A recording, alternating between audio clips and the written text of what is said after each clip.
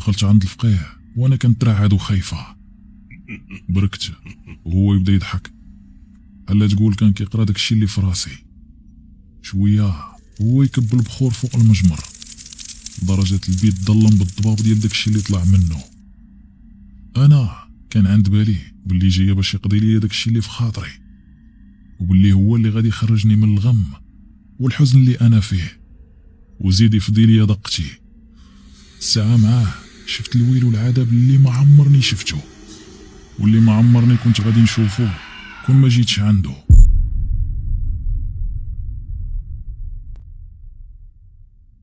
سميتي مانا وفي عمري 25 عام. من عمري يمكن بنادم يقول مع راسو واش هادي باقا صغيره ودوزات هادشي كامل. ايوا اللي بغيت نقول لك اخويا ولا اختي دابا راه 19 عام وحتى 18 عام كتلقاهم مدوزين داكشي اللي واحد في 40 عام ما دوزوش. والقصه ديالي نقدر نلخصها لكم بجمله وحده، وهي اللي حفر شي حفره كيطيح فيها. وهادشي اللي وقع معايا تماما. قصه بدات ملي كنت كنقرا في العام الثاني ديالي من لافاك. ديك الساعه كنت كنعرف واحد الولد سميتو وليد واللي كان معيد عندنا واستاذ ديال الطيدي. كنت انا وياه مفاهمين الى ابعد درجه ودايرين على اساس ملي يكمل الاجازه يجي يخطبني ونتزوجو. صراحه كنت كنعيش واحد العالم طوباوي في غير الاحلام والمدينه الفاضله.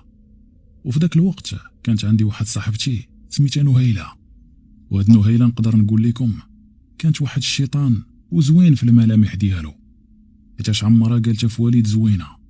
ديما كتبقى تحرشني عليه وديما كتبقى تعمر ليا راسي، كتقول لي هذاك راه ما يصلحش ليك، شوفي غير شحال من بنت كيقريها، واش زعما عينو ما تكونش شافت هكذا ولا هكا.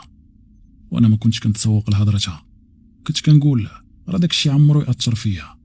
ولكن هذا هو الغلط اللي كديرو اي وحده واي واحد، حيتاش الماء ما كيتقوش الصخر وما كينحتوش في نهار، وانما على مدى سنوات وشهور. والعقل الانساني حتى هو داير هكذا. تقدر في الاول ما تاثرش، ولكن مع الوقت العقل الباطني كيولي خزن، والى خزن كيولي قاد السيناريوهات، والى قاد السيناريوهات عول راسك طحتي في الغيس وفي اسئله ما عندهاش اجوبه، وغادي تولي تفصل وتخيط كيف قال لك راسك، وغادي تولي تعيش واحد الحرب نفسيه داخليه اللي غادي تبدا تاكلك من الداخل. داك الشيء لاش الحل مع هذا النوع المسموم اللي تعيق به هو تسد عليه الباب ب70 ساروت، وإلا شفتي داز من هنا دوز انت من لهيه وبعد منه. ولكن واش اختكم منال دارت هذا الشيء؟ طبيعه الحال لا، حيتاش انا غير هبيله كيف خلاتها جده وحاله فمي. بقيت مع الوقت كنسمع عليها حتى وليت كنوض الصداع مع والد غير هكذاك، وعلى اقل ما هي حاجه. بطبيعه الحال هاد والد كاي رجل طبيعي وكيعيش الضغوطات في كاع القناه كيبدا يبعد بشويه بشويه، وماشي حيت هو باغي، ولكن حيتاش الظروف اللي طغات عليه. وهادشي اللي دار معايا والد، بدا كينسحب بشويه بشويه حتى صافي ما بقاش حاملني. وهادشي كامل بسبب الهضره ديال نهيله. وملي تفارقت معاه ومشى وليت عايشه الضايع. ولكن نهيله كانت كتقول لي ما يهمكش صاحبتي، دابا تجيبي سيد سيدو. وانا غير كنحرك في راسي كنقول لها ايه، والداخل ديالي كنعيش العذاب الكحل. ومن بعد هادشي داز واحد العام وصافي خديت الاجازه ومشيت كنقلب على ستاج بحالي بحال ولاد الشعب. ايوا كل مره فين حتى في الاخر لقيت راسي خدامه بحالي بحال ايتها الناس في مخبازه كنمد للناس الحلوى والتيبان وشوكولا.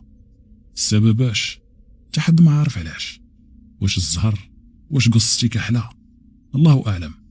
المهم كنت كندوز اكفس ايام حياتي، ولكن رغم ذلك كنت قانوعه الى حد ما. واللي كان مصبرني هو واحد صاحبتي اللي كان سميتها عويشه، واللي كنت كنرتاح معاها وكنعاود ليها كل شيء. وبقوه الضحك اللي كنا كنضحكو ما كناش كنساليو. وكانت فيما يبان ليها شي دري صغير وما عندوش الخاتم في يدو كتبدا تطير وتغمز. مسكينه باغا تتزوج، وقالت لي راه السبب الوحيد اللي خلاني نخدم في المخبازه هو حيتاش البنات دغيا كيتزوجوا منها، ولكن مسكينه والو. وحتى النهار اللي حسات بالزهر ضحك ليها طاحت في واحد لقاتو مزوج وروشيرشي بسبب النفقه. داكشي لاش ما بقاتش كتثق في اي واحد داير الخاتم ولا بلاش. ولكن رغم ذلك الضحكه ما فارقاتهاش وما فقداتش الامال. وهادشي اللي كيخلق لينا جو زوين في الخدمه واخا كانت الظروف صعيبه. حتى لواحد النهار غادي يبان لي وليد داخل المخبازه. انا غير شفتو داخل وانا نغبر، شمت يشوفني تما. ويلي واش انا قريت وتعذبت وفي الاخر يشوفني في مخبازه. ما بغيتوش يشوفني وياخذ عليا شي نظره ما هياش. ايوا بقيت لداخل. تا غادي تجي عندي عويشه وهي تقول لي داك الدري اللي دخل راه كوموندا حلوه ديال الخطوبه وفيها مبروك وليد ونهيله. انا غير سمعت نهيله وليد وهي تشعل لي البوله في راسي. تا كيفاش نهيله وليد؟ راسي ما حبستش من التفكير لدرجه شداتني نوبه ديال الهلع وما استوعبتش واش تكون نهيله اولا شي وحده اخرى. دماغي ما جمعش. كيفاش وحده اللي كانت كتعمرني على واحد كنت كنبغيه تولي هي اللي مخطوبه عليه؟ ديك اللحظه وانا نقول لعيشه راه هذا هو وليد اللي عاودت لك عليه، وهي تقول لي وانا نقول لها راه واقيلا غادي تزوج ديك صاحبتي نهيله. عويشه في ديك اللحظه قالت لي وعندك تكون شي نهيله اخرى. وانا نقول لها الله اعلم، ولكن راه الا كانت هي والله حتى غادي نفروح. ديك اللحظه قالت لي عويشه ما كاينلاش تزربي، عارفي بعدا وتاكدي وديك الساعه نشوفوا شنو غادي نديروا. وقالت لي عرفتي شنو، غادي نمشي دابا لاكيس وغادي نجبد البون ديال لا كوموند ونشوف النمره ديالو اللي حاطه تما، وانت ديك الساعه غادي تاكدي.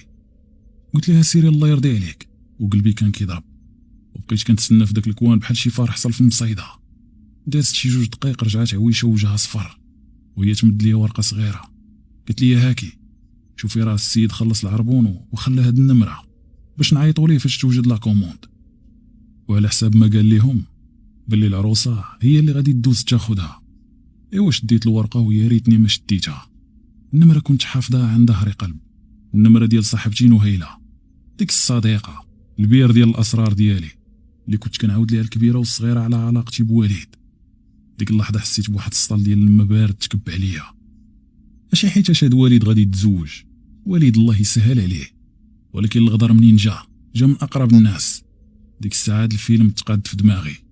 عاد فهمت علاش كانت ديما كتقول لي بعدي منه راه ما يليقش ليك وانتي تستاهلي ما احسن. السيده ما كانتش كتعطيني نصيحه لوجه الله، كانت كتخوي التيران لراسها، كانت كتحفر ليا باش نطيح واش تجي هي تاخذ البلاصه واجده مجهزه. بقيت كنشوف في الحيط وعيني مغرغرين. عويشه مسكينه بقات كتهدن فيا وقالت لي وانوضي جمعي راسك، واش بحال هاد العقربه يبكيو عليها الناس؟ هادي ربي نجاك منها ومنه. تخيليكم بقيتي معاهم وانتي نيتك صافيه. كلام عويشه كان في الصميم ولكن القلب ما يريد، والحرقه ديال الشمته واعره. مسحت دموعي وقلت ليها دفعي لا كوموند للشاف وخليه يصيبها، وملي تجي ديك العقرب انا اللي غادي نعطيها عليها. وداك الشيء اللي كان. الغد في الصباح كنت حاضي الباب، عويشه مقابله معايا شويه وهي تبان ليا لاله نهيله داخله ولابسه مقعده والضحكه واصله لها لودنيها. جات تشدي لا كوموند، غير شافتني وجهها تلون بجميع الوان الطيف. الضحكه تجمعات في فمها والصدمه بانت في عينيها. قلت لها وانا كنضحك مبروك عليك صاحبتي والعقبه للوليدات. غير هو ردي بالك راه الدنيا دواره. ما قدرت تقول والو. ركبات في الطوموبيل وزادت، وانا تاكدت باللي بنادم هو اخطر حاجه خلق الله على وجه الارض، وباللي راه ما غاديش ندوز لها طريفه. جات عندي عويشه وقالت لي ارتحيتي شويه اختي ولا شنو؟ وانا نقول لها ما ارتحيت والو، راه الداخل ديالي غادي نفاجر وخاصني ننتقم منهم على داك الشيء اللي داروا فيا. حيت ما يمكنش انا نعاني وهي تعيش بخير وكأن شيئا لم يكن. وهي تقول لي وشنو ناويه ديري؟ بقيت مصمره وما عارفاش حتىش فعلا ما عارفاش. باغا ننتقم ولكن كيفاش ما عارفاش. حتى لواحد النهار كنت معروضه لواحد السبوع وكانوا فيه شي عيالات. واحد لحظه وحده فيهم جبدات باللي عندها شي مس ولا ما نعرف، وهي تنقص ليها وحده. قالت لها راه كنعرف واحد الفقيه كيداوي هذا الشيء وكيقتل اي حاجه في هاد الاعراض، واللي مشى عنده ما كيرجعش خايب وكيقضي ايتها حاجه الكحله والبيضه. ديك اللحظه انا بقيت غير كنشوف ما فهمتش شنو كتعني. وهي تنقز واحد المره سولاتها وقالت لها كيفاش الكحله والبيضه؟ قالت لها كيدير جميع انواع السحور وعنده خدام وعفاريت ويقدر يخرج على بنادم ويصيفطو مسطي.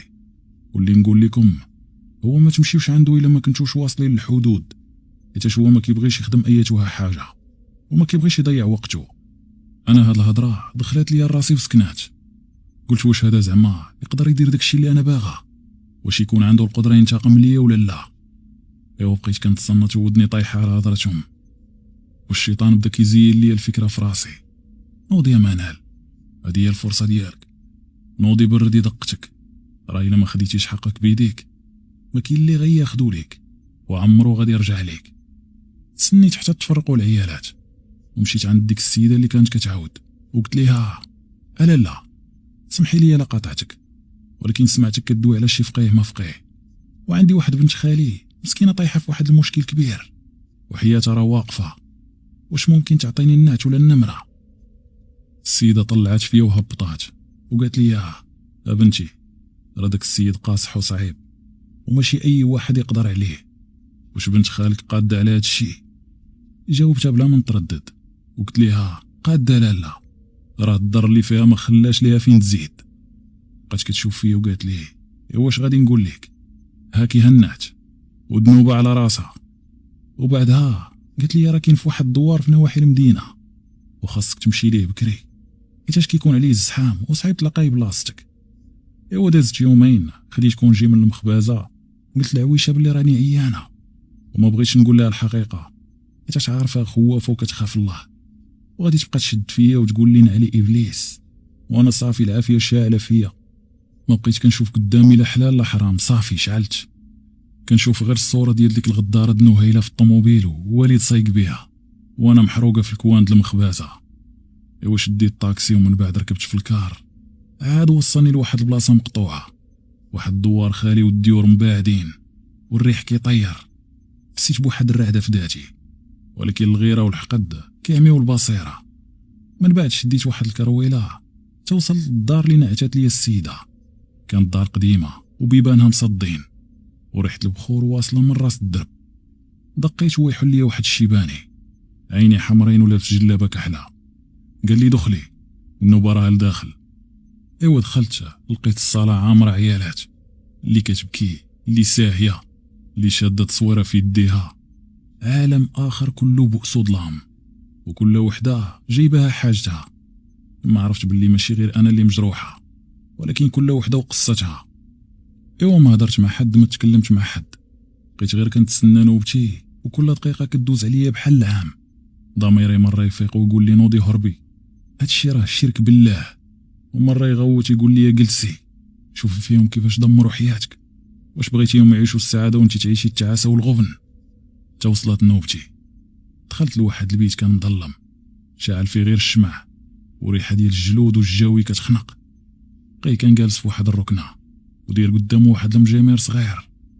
يلاه جلست مازال ما قلت والو، وهو يهز راسو فيا قال لي جيتي على قبل الغدر ياك، جيتي باغا تشتي الشمل كيف ما شتو ليك خاطرك. انا تصدمت، كيفاش عرف؟ واش هادشي بصح ولا غير كيخربق؟ بقيت ساكته وكنترعد وهو يكمل الهضره. قال لي البنت اللي غدراتك قريبه عليك، دمها كان خفيف على قلبك ودابا ولا السم، والسيد اللي معاها كان ديالك وداه الطمع، بغيتي تفرقيهم، بغيتي ترجعيهم كيف ما كانوا قبل ما يعرفوا بعضياتهم ياك، اولا بغيتي كتر. ديك اللحظه خرجت مني واحد الكلمه بلا ما نشعر، شي واحد كان مخبي لداخل، وقلت ليه بغيتهم يتعذبوا، بغيتهم يشوفوا العذاب اللي شفت، بغيت نهيلة تندم على النهار اللي فكرات فيه تخون الثقه ديالي، وبغيت وليد يرجع يزاوق ويبوس الرجلين وما رضاش بيه. فقي يضحك واحد الضحكه خبيثه ومد يديه وجبد واحد الورقه وستيلو وقال لي هادشي ساهل ولكن الثمن غالي، وماشي الفلوس هما اللي كيهموني دابا، واش انتي قاده تحملي العواقب؟ حيت هادشي اللي غادي نخدم ليك راه بالدم، وإلا بدينا ما بقاش نرجعوا اللور. الا وصلتي لهاد البلاصه ما تنساش دير اشتراك الا ما دايروش، وما تنساناش حتى في جيم راه كتزيدنا بزاف. رمشت عينيا والخلعه شداتني وقلت ليه بالدم شنو كيعني؟ واش باغي يصفيها لشي حد ولا كيفاش؟ اولا باغي شي ضحيه؟ وانا نقول لها السي الفقيه انا بغيت غير نفرق ونبرد غديدي، ما بغيتش نصفيها لشي روح. وهو يقول لي لا لا لا ماشي داكشي اللي في بالك، ولكن باش تشتي الشمل الجوج تجمعوه خاصك تعطي شويه من دمك، ولا ديري شي حاجه اللي عمرك تخيلتي ديريها. واول حاجه جيبي لي تصاورهم وجيبي لي شي حاجه من الاثار ديالهم. وبغيتك تمشي للعطار اللي في المدينه القديمه وتقول ليه قال لك الجافي عطيه من كبده الضبع وناب حيه، وجدي راسك لواحد الليله غادي تكوني فيها ضيفه عندي هنا بوحدك باش نربطوا الخدمه مع اللي غادي يخدمها من الجن. قلت ليه واش الاثر قديم ولا جديد؟ قال لي جديد ولا قديم بحال بحال، وإلا كان قديم يكون حسن باش تكون طاقته كبيره. وهاد الهضره قلتها حيتاش مازال عندي شي حاجه من عندهم بجوج، واللي كانت حوايج من عند نهيله، وزيد واحد الكاسكيطه كانت ديالو عطاها ليا. ايوا خرجت من عنده وانا دايخه وركابي فاشلين، حيتاش الهضره ديالو ضراتني في قلبي. ملي كنت راجع في الطريق بقيت كنحس بلي شي حاجه ثقيله على صدري. واش بصح نقدر ندير هادشي؟ واش نستاهل نبيع اخرتي على قبل الانتقام؟ ايوا وصلت للدار تلاحيت فوق ناموسيتي وبقيت كنفكر، من جهه الحرقه ديال الغدر اللي كتاكلني، ومن جهه الخوف من المجهول اللي كيوقفني في كل مره. ولكن الشيطان كان فايتني بدرجه. في الصباح فاش مشيت للخدمه شفت عويشه جايه كتجري عندي وجهها مخطوف. قالت لي يا منال عرفتي شكون جا قبيله سول فيك وانتي ما كايناش؟ قلت لها وانا مخلوعه شكون؟ عند بالي راه البوليس عرفوني باغا نسحر ولا ندير شي حاجه.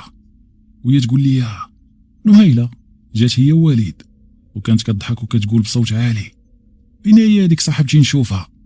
بغيتها تصاوب ليا بياس مونطي العرس بيديها. وداك القريد ديال الوليد كان واقف حداها وكيضحك وعاجبو الحال. صافي هنا الشعره اللي كنت شاده بها العقل تقطعات وحقات ديال بصح، وحلفت باللي والله ما غادي ندوز عليهم طريفه. وما بقاتش فيا حتى ذره ديال التردد ولا الخوف. الشيطان تملكني كليا وما بقيتش كنشوف قدامي من غير وجه نهيله وهي كتشفى فيا وكتضحك. خرجت من المخبزه ديك الساعه وما تسنيتش كاع الشيف ديالي تكمل. قلت لهم مريضه وغاديه للسبيطار. قال لي الشاف ياك عاد كنتي مريضه البارح؟ قلت ليه تاني مريضه اليوم وغاده. وما عقلتش عليه وخرجت مشيت ديريكت للعطار في المدينه القديمه اللي تما فين كاين الدواء اللي غادي يداوي غضيدي. مشيت قاصده داك العطار اللي نعت ليا الفقيه. دخلت في الزناقي الضيقين ديال المدينه والريحه ديال العشوب والعطريه كانت كتمجهد كل ما تعمقت لداخل، ولكن ماشي ديك الريحه الزوينه اللي كتشهيك في الطياب، لا هذه كانت ريحه مخلطه يا ربي السلامه. بقيت غادا وكندخل في الزحام حتى وصلت لواحد القصريه قديمه ومظلمه كان فيها الضوء قليل والحوان تما ما كيبيعوش داكشي العادي. وتما فين لقيت الحانوت المقصود. كان حانوت صغيور ومهود في الدروج والباب ديالو مغطي بواحد الخاميه كحله ومسخه. غير وقفت قدامه حسيت بشي حاجه كتدفعني للور، ولكن الحقد اللي كان لداخل دفعني ندخل لداخل. هزيت الخاميه ودخلت. الدنيا كانت مظلمه، يلا واحد البوله صفراء هي اللي كانت مضويه المكان، والريحه لداخل كانت كتخنق. العطار كان راجل كبير وجهه بحال شي خريطه قديمه وعيني غايرين لداخل. جالس وسط دوك القراعي والبواطات بحال شي عساس ديال المقابر، الحيوط عامرين بجلود ديال الثعالب والقنافذ محنطه وشي طيور بحال الهدهود وشي حاجه عمرني شفت بحالها. كل شي كان معلق من الرجلين والسقف عامر بخيوط العنكبوت. بقيت واقفه وكنحاول نصر طريقي اللي نشف وهو مثبت فيا دوك العينين بلا ما يرمش، وهو يقول لي اش بغيتي يا البنيه؟ قربت منه وقلت ليه وانا كنتفتف صيفطني عندك الجافي وقال لي تهلا فيها وعطيها الامانه. غير سمع سميت الجافي الملامح ديالو تبدلوا. الا اللي قلت ليه شي كلمه ديال السر. ناض من بلاصتو هو كيجر رجليه وقال لي ايه الجافي حالتك ما فيهاش اللعب، ومادام صيفطك انتي بيدك يعني القضيه كبيره. يوم مشى لواحد الرف عالي ومظلم في القند ديال الحانوت وبدا كيجبد في شي قراعي مغبرين، وانا عيني كيدوروا في المكان. شفت قرعه فيها واحد السائل كحل وفي شي حاجه كتحرك لداخل، وشفت شي عظام صغار مربطين بخيط احمر. قلبي بغى يسكت بالخلعه، ولكن كنقول مع راسي هادشي قليل في حقهم. رجع عندي وحط قدامي جوج صريرات صغار بجوجهم كانوا ديال الجلد. حل الاولى وخرج منه واحد الطرف كحل ويابس وريحته خايبه خلاتني نفقد الشهيه داك النهار. قال لي هو كيشوف فيا بنص عين، هذه هي كبده الضبع يابسه ومطحونه شويه، هذه باش تولي قلوبهم كحله على بعضياتهم، وباش الراجل يولي يشوف المراه بحال شي جيفه قدامه وينفر منها كما كينفر بنادم من الضبع. من بعد حل الصريره الثانيه وجبد منا واحد الناب طويل وصفر ومسوس من الجناب، وقال لي هذا ناب اللفعه اللي تقلع منا وهي حيه، يعني السم ديالها باقي ساكن في العظم. هذا باش الهضره بيناتهم تولي سم، وكلمه وحده تشعل العافيه وما يبردوا ما يتفاهموا. شفت داكشي وانا مصدومه ومبهوضه، قلت مع راسي واش بصح الطريفات ديال العفن قادرين يقلبوا حياه جوج د الناس؟ جمع داكشي في واحد الكاغيط كحل وعطاه ليا وقال لي خبي هادشي مزيان، راه الا طاح في شي حد اخر غيخرج عليه، وديري بالك الجافي راه ما كيقبلش الغلط. ايوا بغيت نعطيه واحد 100 درهم زعما راه مقويه معاه. هو يقول لي بنتي هادشي اللي عطيتك راه ثمنه 3000 درهم ماشي 100 درهم. بقيت كنشوف فيه بقوه الصدمه، وهو يقول لي وكاين ما غلا من هادشي، على الجافي ما قالش ليك باللي الطلب ديالك غالي وصعيب؟ ما عرفتش ما ندير، قلت ليه بلاتي نمشي نشريهم ونجيبهم ليك. وعلى وعدي وسعدي مشيت شريت الفلوس ورجعت عند العطار، حطيت ليه الفلوس فوق الكونطوار وانا يدي كترعد، ماشي حيت المبلغ كبير ولكن حيت عارف هاد الفلوس فين كانت ماشيه، باش كنت جامعه ريال على ريال باش ندبر فيها على كونطرا الصبليون ونقلب على راسي. الساعه صدقت الشاريه بيوم جهنم الكحله بيدي. شاف فيا العطار ديك الشوفه دياله راكي غطستي في الغيس، جمع الفلوس خشاهم في جيبو ومد لي داك الشيء علاش جيت عنده، وقال لي سيري يا بنيتي سيري، طريقك كحله زحله ولكن انت اللي اختاريتي. خرجت من تما وانا حاسه براسي دايخه وما كنت قادره ندير والو. داك الشيء لاش حتى النهار الثاني عاد شديت طريق نيشان عند الفقيه كيف ما وعدته وعدني، حيت قال لي جيبي السلعه وجيبي الاثار وجيب الليل. وصلت للدوار مع واحد الخطاف، ديك الساعه الظلام كان طاح صافي، الدنيا كانت كتخلع اكثر من المره الاولى، كلاب كتنبح من بعيد والصداع ديال سرق العنب طالي البلاصه. دقيت الباب حل لي نفس الشيباني، دخلني بلا هضره بلا جوج وداني نيشان لداك البيت المظلم. الجافي كان كيتسنى، المجمر شاعل والعجاجه طالعه. حطيت قدامه داك الشيء كبده ديال الطباع ناب اللفعه وزيد الكاسكيطه ديال الوليد اللي كانت بقى فيها ريحته، وواحد الزيف كانت نساتو نهيله عندي شحال هادي باش كانت كتمثل عليا الصحبه الزائفه. الجافي شاف داك الشيء وضحك قال لي تبارك الله تبارك الله، دابا عاد نقدر نقول لك باللي اللي فيك غادي يبرد. بدا كيخلط في داك العجب فوق واحد الورقه قديمه، كان كيتمتم بشي كلام، مره كيهضر بشويه مره كيغوت شويه، وقف ومد يديه وعطاني واحد الموس اللي كان صغيور وقال لي خاص الدم يتحط فوق الخدمه باش يولي المفعول ديالو ساري.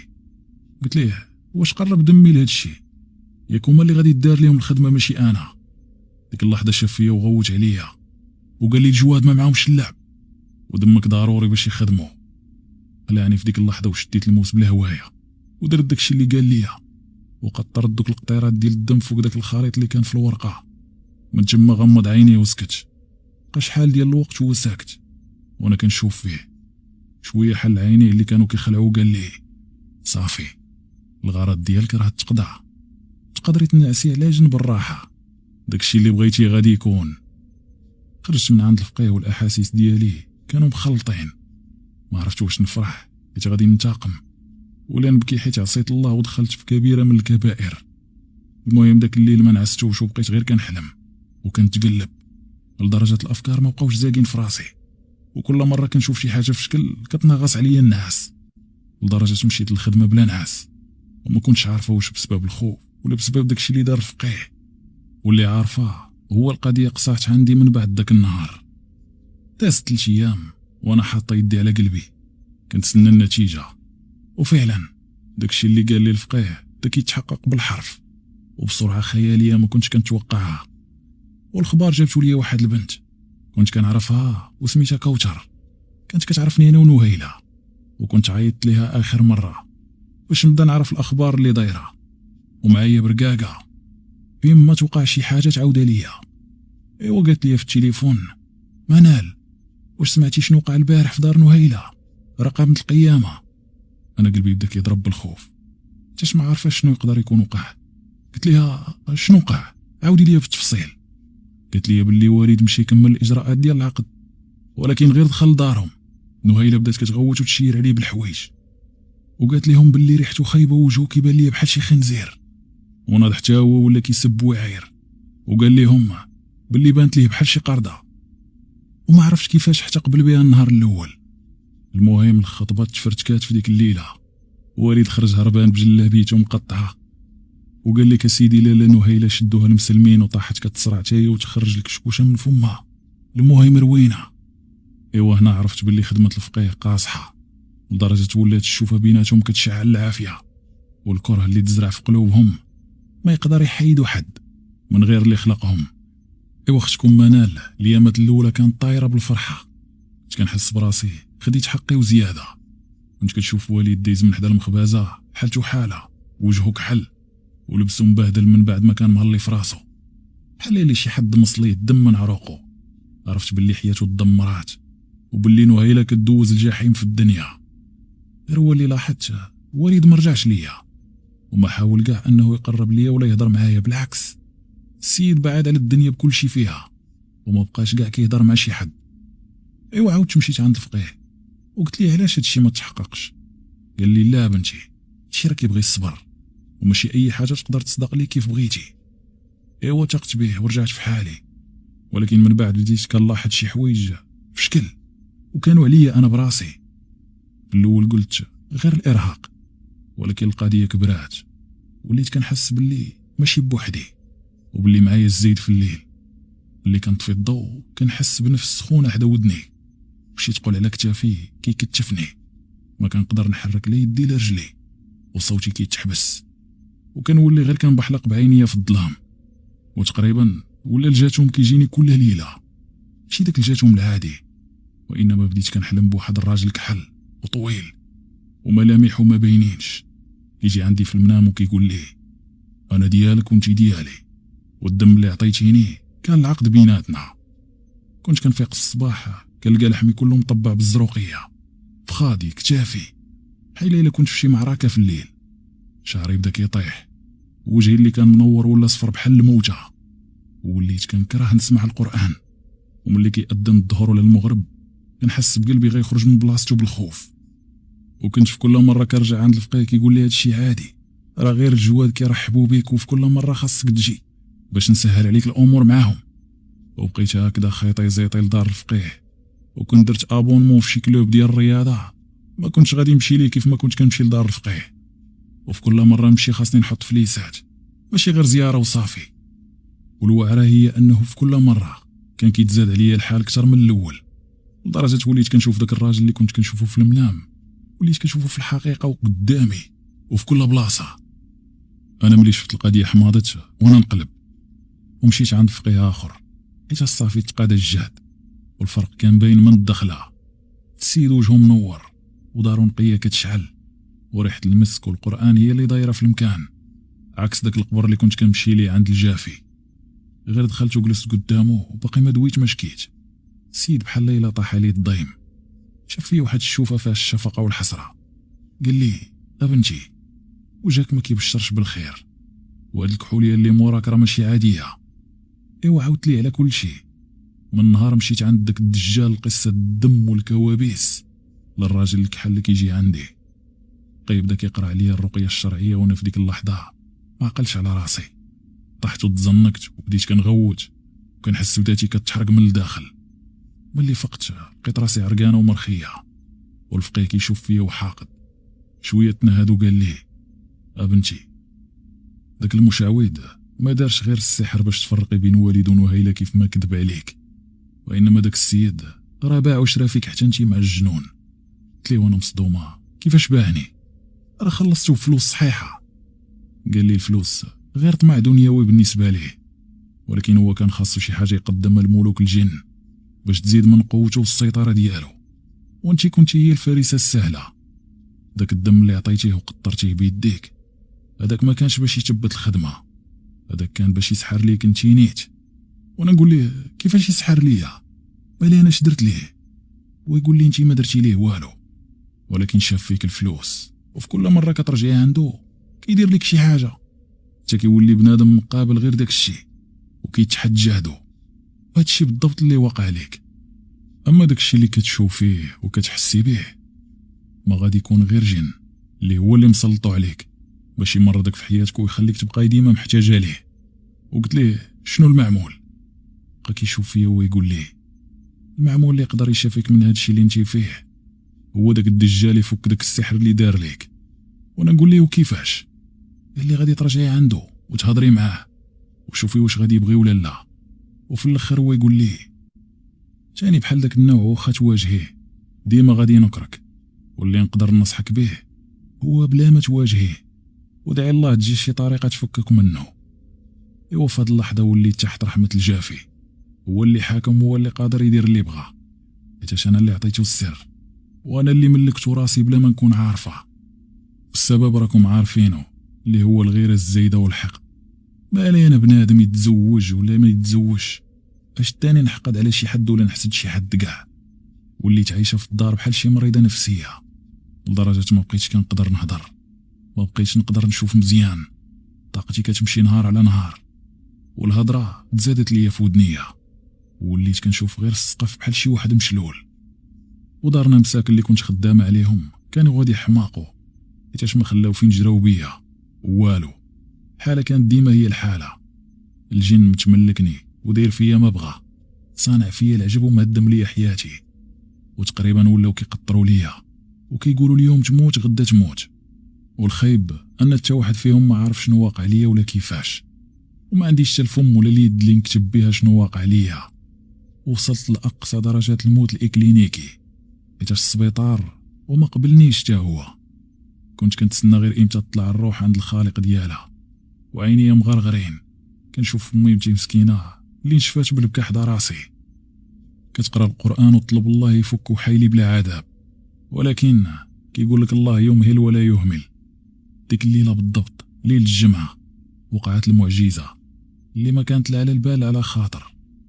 نص الليل وانا في ديك الحاله ديال بين الحياه والموت حسيت بشي حاجه غريبه في ذاتي. العاده ديالي كنحس بالثقل والخنقه، ولكن ديك الساعه حسيت شي نار شعلات في صدري، نار حاره بزاف لدرجه بغيت غير نغوت وما قدرتش.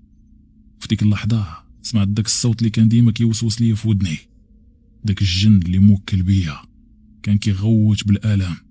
واحد الغوته هزاتني من الداخل بحال شي حد مصروع وكيتركل.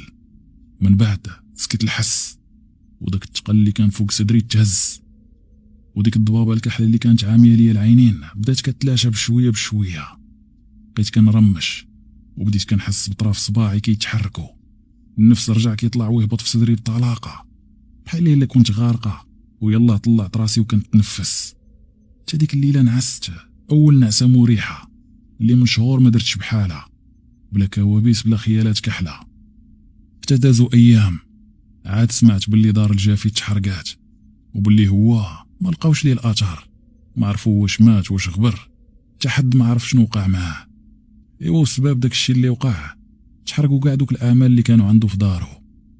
داكشي لاش الله نجاني منه ونجا حتى والد نهيله من داكشي اللي كان وقع ليهم. واللي بغيت نقول لكم من هادشي كامل انه حتى واحد ما واقف على واحد، والتحد ما كيبقى بالزز، واللي ما جاب بالخاطر ما تجيبوا حزاره. داكشي لاش ديروا توكلكم في الله وكل شي بالمكتاب. الا جات هي هاديك، الا ما جاتش خليفت على سيدي ربي. وكانت هذه هي القصه ديالي.